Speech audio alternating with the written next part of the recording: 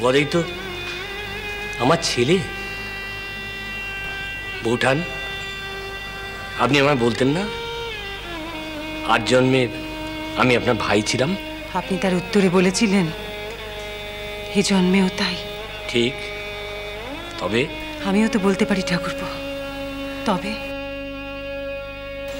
তবে কেন আজকের দিনেও আপনি ঘরে বসে আছেন? উনি কলকাতা থেকে এসেছেন শুনেও আপনি আমার দাওয়ায় যাননি। ও গদাইকে নিয়ে কি হবে আপনি ঠিক করে দিন ঠাকুরপো। আমি আর পারছি না, আমি আর কিছু ভাবতে পারছি না ঠাকুর। বৌঠান, বৌঠান শুনুন, আমার কথা শুনুন বৌঠান। যা, ভেতরে নিয়ে যাবা, ভেতরে নিয়ে যা। হ্যাঁ বাবা।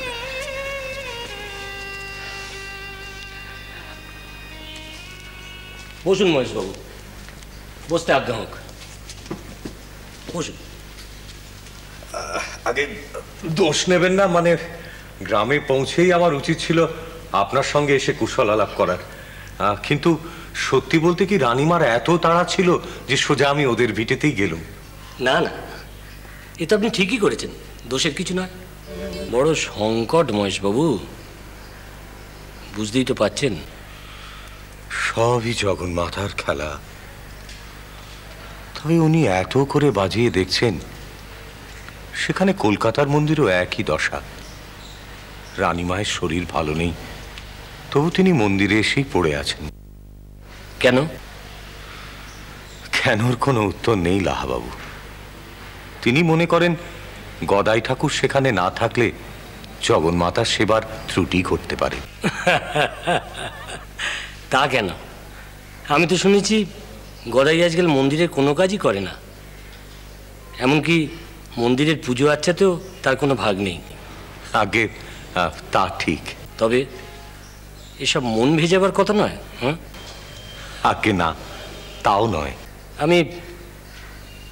আমি ঠিক বুঝতে পারছি না মহেশবাবু। আপনি যথার্থই বলেছেন। গদাই ঠাকুর ইদানিং মন্দিরে বৈধি পুজোর কাজ খুব একটা বেশি করত না, কিন্তু মন্দিরে জগন্মাতাকে তো সে ভুলিয়ে ভালিয়ে রাখত। মানে মানে কি বলি, রানীমা মনে করেন না, না না মনে করেনি বা কেন বলি, ঘটনা তো সত্যিই লাহাবাবু যে গদাই ঠাকুর মন্দিরে থাকলেই জগন্মাতা সন্তুষ্ট থাকেন।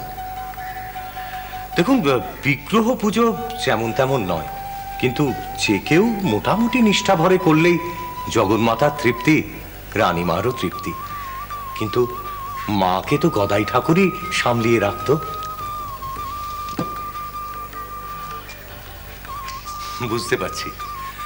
বুঝতে পারছি আপনি হয়তো অবিশ্বাসের দোলায় দুলছেন, কিন্তু আমি যা বলছি তা সত্যি লাহাবাবু।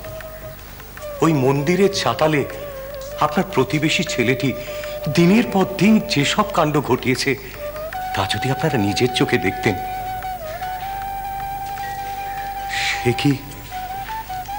সে কি আকুতি তার মাকে নিয়ে।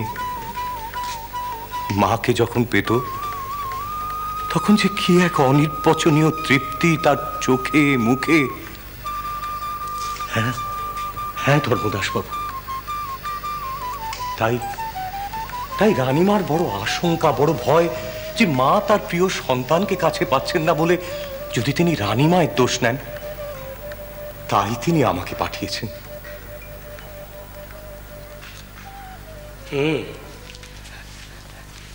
রাখ মা, রাখ, এখানে রাখ।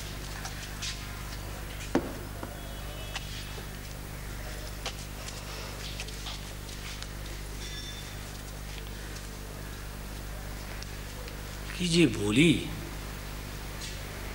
আমি বলি ঠাকুরপো, ভুল হলে শুধরে দেবেন। বলুন।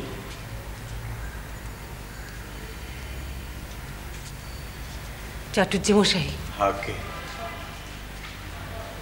জগন্মাতা তো কলকাতার মন্দিরে রানীর কাছে বাঁধা পড়েননি।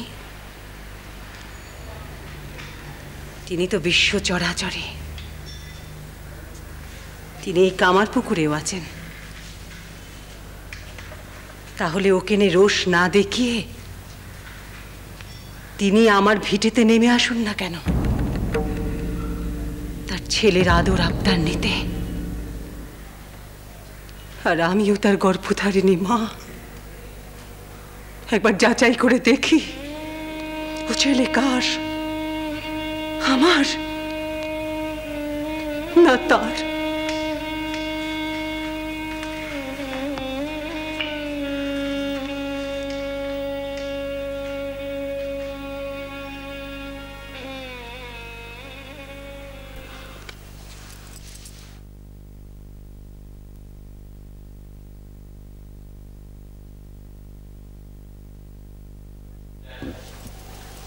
দেওয়ান মশাই, মা মা আর কিছু চেয়ে পাঠাননি, শুধু এই গীতাই চেয়েছেন? হ্যাঁ ছোট মা, লোক পাঠিয়ে রানীমা শুধু গীতাই চেয়ে পাঠিয়েছেন। কেন? মাকে গিয়ে বলুন মা এবাড়ি থেকে সব কিছু নিয়ে যাক, কাপড় চোপড় বাক্স আলমারি যা কিছু আছে সব নিয়ে যাক। মা তো এবাড়ির ঠিকানা তুলেই দিয়েছেন, মার নতুন সংসার তো এখন ওটাই। মাকে গিয়ে বলবেন রাধা মাধব রঘুনাথজিউ যা কিছু এবাড়িতে আছে সব মা ওখানে নিয়ে যাক, এখানে কিচ্ছু রাখার দরকার নেই। ছোট মা, এ কথা বলে মনে কেন কষ্ট পাচ্ছ মা? সে মানুষটাও কিন্তু সেখানে শান্তিতে নেই। কেন? সেখানে আবার শান্তির অভাব কিসের? মা তো জগন্মাতার পায়ে ঠাঁই নিয়েছেন। অসুস্থ শরীর, সবাই মিলে কত বারণ করলুম, কোনো একজনের কথাও কানে নিলে। হ্যাঁ ছোট মা, সে কথা আমিও বলেছিলুম। তা আমি বলেছিলুম যে রানীমা, আপনার এমন রোগ উপসর্গ এসব সারিয়ে তারপর না হয় আপনি ওখানে যাবেন। তা তিনি তো আমার কথা মানলেন না। পরে ভেবে দেখলুম এসব কথা তাকে বলার আমার কোনো দরকার ছিল না। যেকালে তোমাদের কথাই তিনি কানে নিলেন না, সেখানে আমার কথা কেনই বা শুনবেন? এদিকে জমিদারির পাট তো উনি চুকিয়ে দিয়েছেন, সব দায় দায়িত্ব আমার ঘাড়ে চাপিয়ে দিয়ে একেবারে উনি চলে গেলেন। অবশ্য এর জন্য ওকে আমি কোনো রকম দোষারোপ করছি না, সব দোষ আমার ভাগ্যের। আমার ভাগ্য দোষে সব দায় দায়িত্ব আমার ঘাড়ে চেপে গেছে। এক সময় উনি বলেছিলেন যে জামাই বাবা জীবনটা সবকিছু সামলে নেবেন। তা ছোট মা, তোমাদের এই পারিপার্শ্বিক অবস্থা দেখে তো মনে হচ্ছে না যে তোমাদের ঠাসা কোনো গরজ আছে এ ব্যাপারে। তোমাদের সবার মেজাজ মন একেবারে সপ্তমে চড়ে রয়েছে। আপনি গিয়ে বলবেন মাকে। কি বলবো ছোট মা? তিনি ভাবছেন যে ছেলেকে কাছে রেখে আঁচলে চেপে ওই কোবরেজ বদ্যি শান্তি সস্তান এসব করে ক্রমে তিনি আবার তাকে সংসারে ফিরিয়ে আনবেন। তাই মন্দিরের কথা শুনলেই তো তিনি একেবারে আটকে উঠছেন। আমি তেমন কোনো সুবিধে করতে পারলুম না রানীমা। কাশি যাবার কালে মা আমাকে দেখা দিয়ে যে প্রতিষ্ঠা চেয়েছিলেন, সেই থেকে আজ অব্দি সব মন্দির চাতালে মায়ের বিস্তৃতি, এই যে এত কিছু মা আমার হাত দিয়ে করিয়ে নিলেন, এসব কি মিথ্যে? মা, আপনি উঠবেন না, আপনার শরীর এখনো ভালো হয়নি।